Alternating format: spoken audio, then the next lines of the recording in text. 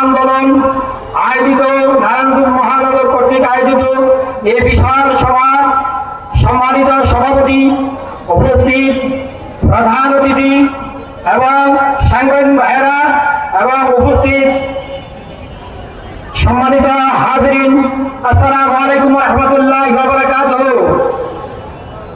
আমি শহীদ মোহাম্মদ আদিলের বাবা মোহাম্মদ আবুল কালাম, আমার ছেলে গত 19শে জুলাই নারায়ণগঞ্জে ভুইগড় অবস্থিত এসবি গার্মেন্টসের সামনে জুমার নামাজ পড়ে খাওয়া দাওয়ার পরে 2:40 দিকে রাস্তায় যখন ছাত্র আন্দোলনে বাহির হন, তখন সে 5 মিনিটও ওখানে স্থায়ী হতে পারে নাই।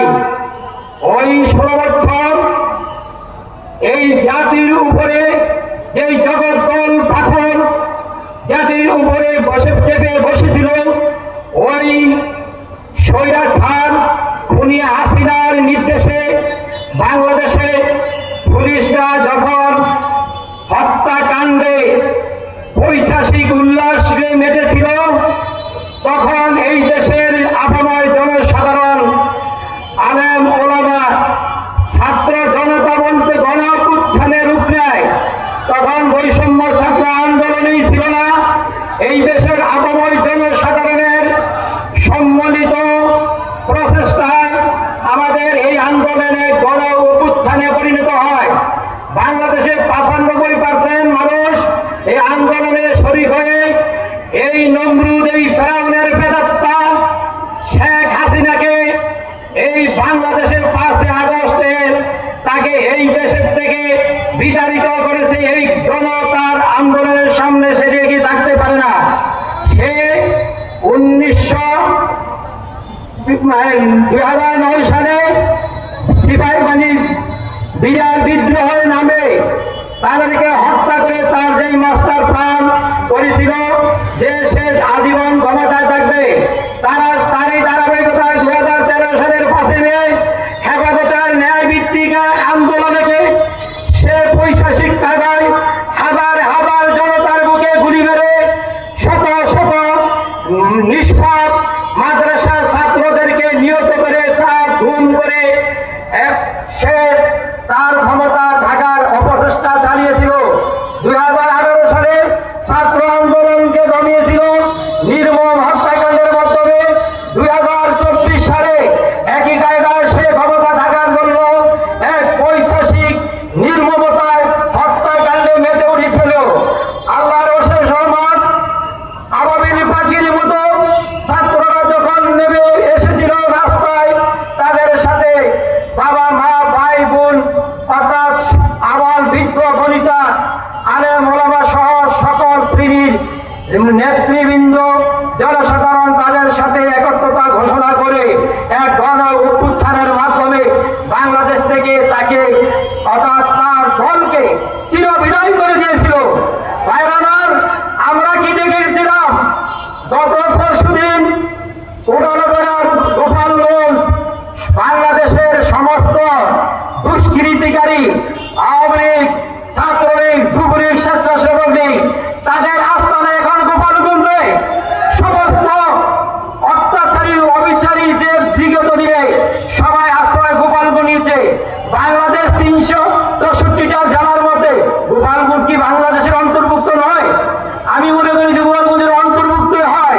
তাহলে তারা এই অত্যাচারীকে সবাই যখন 5 আগস্টে ধিক্কার দিয়ে বাংলাদেশের থেকে তাড়াই দিয়েছিল, তাকে সমর্থন করা মানে অন্যায়ের উপর সমর্থন করা, অন্যায় যে সহে আর অন্যায় যে করে তার একই অপরাধ। আল্লাহ তাআলা পবিত্র কালামুল্লাহ শরীফ বলেছেন, ওয়ালা তাকুলু লিমান ইয়াকতুলু ফি সাবিলিল্লাহি আমওয়াত বাল আহইয়া ওয়ালাকিন লা তাশউরুন। যারা আল্লাহর পথে নিহত হয় তাদেরকে তোমরা মৃত বলো না, বরং তারা জীবিত। তাদের রক্ত দিয়ে এই দেশের স্বাধীনতা সার্বভৌমত্ব রক্ষা করেছে, তাদের রক্ত দিয়ে এই দেশের আলেম ওলামা সকলকে আল্লাহ তাআলা তাদের রক্তের বিনিময়ে মুক্ত করেছে। বিগত দিনে যখন দাড়ি টুপি থাকত তখন তাদেরকে জঙ্গিবাদ হিসাবে আখ্যায়িত করত। দাড়ি টুপি ছিল এক শেখ হাসিনার এক মানে ওই গণতন্ত্র রোগের মতো। সে এই দাড়ি টুপি দেখলে বরদাস্ত করতে পারতো না। এই দাড়ি টুপি ওই তার শত্রু। কারণ হলো আলেমরা অন্যায়কে প্রশ্রয় দেয় না, অন্যায়কে সহ্য করে না, অন্যায়ের প্রতিবাদ করাই আলেমদের অপরাধ।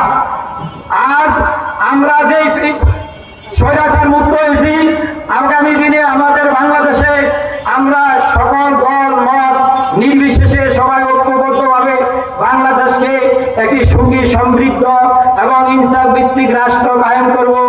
এবং আল্লাহ তাআলা কোরআনে ইসলাম, আল্লাহ নিকট মনোনীত দশম ইসলাম, অন্য কোন তন্ত্র মন্ত্র আল্লাহ তার দুনিয়ার ভিতরে কোন আল্লাহর কাছে গ্রহণযোগ্য নয়।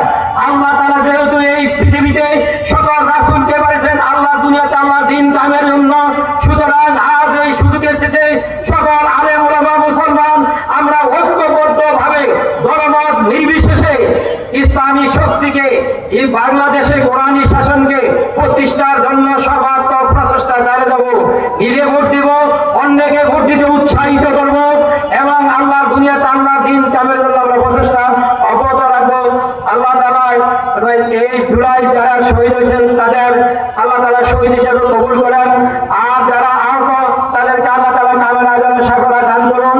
আজকের এই মহাসমাবেশ থেকে আল্লাহ তাআলা আমাদের বাংলাদেশের সুখী সমৃদ্ধ করে করার তৌফিক দান করুন। ওয়া মা তাওফীক ইল্লা বিল্লাহ। আসসালামু আলাইকুম ওয়া রাহমাতুল্লাহ।